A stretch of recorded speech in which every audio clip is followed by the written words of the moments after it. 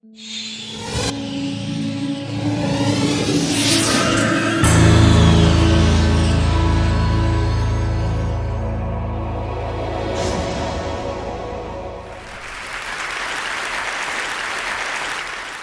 name is Amit, and 18 months ago, I had another job at Google, and I pitched this idea of doing something with museums and art to my boss, who's actually here.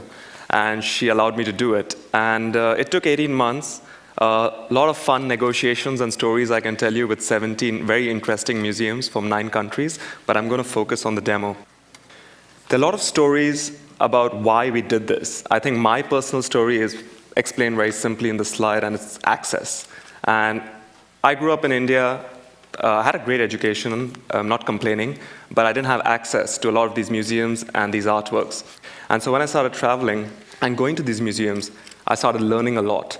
And while working at Google, I tried to put this desire to make it more accessible with technology together. So we formed a team, a great team of people, and we started doing this. I'm going to probably get into the demo and then, tell you a couple of the interesting things we've had since launch.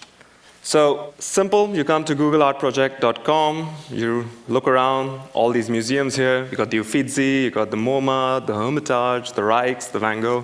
I'm going to actually get to one of my favorites, the Metropolitan Museum of Art in New York. 2 ways of going in, very simple. Click, and bang, you're in this museum. Doesn't matter where you are, Bombay, Mexico, doesn't really matter. You move around, you have fun, you want to navigate around the museum, open the plan up, and in one click, jump. You're in there, you want to go to the end of the corridor, keep going, have fun, explore.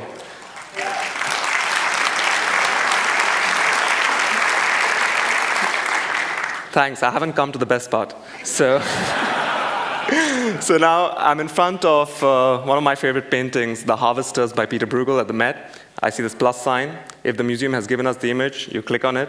Now this is one of the images, so this is all the metadata information for those of you who are truly interested in art. You can click this, but I'm going to click this off right now.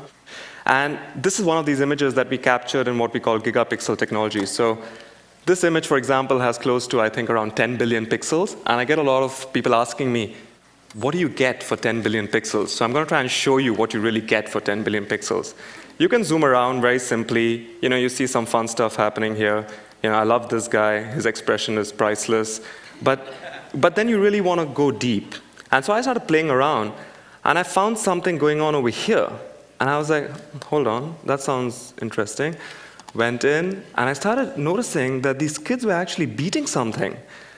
I did a little research, spoke to a couple of my contacts at the Met, and I actually found out that this is a game called Skål, which involves beating a goose with a stick on Shrove Tuesday.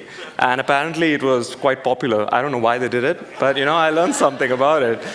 Now, just, we're really deep in, you can really get the cracks. Now, just to give you some perspective, I'm going to zoom out so you really see what you get. Here is where we were, and this is the painting. So,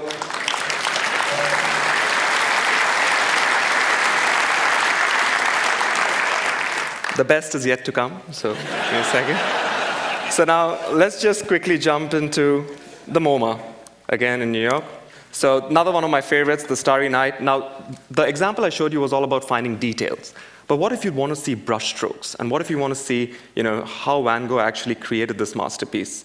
You zoom in, you really go in. I'm going to go to one of my favorite parts in this painting, and I'm really going to get to the cracks. This is the Starry Night. I think, never seen like this before. I'm going to show you my other favorite feature. There's a lot of other stuff here, but I don't have time. This is the real cool part. It's called collections.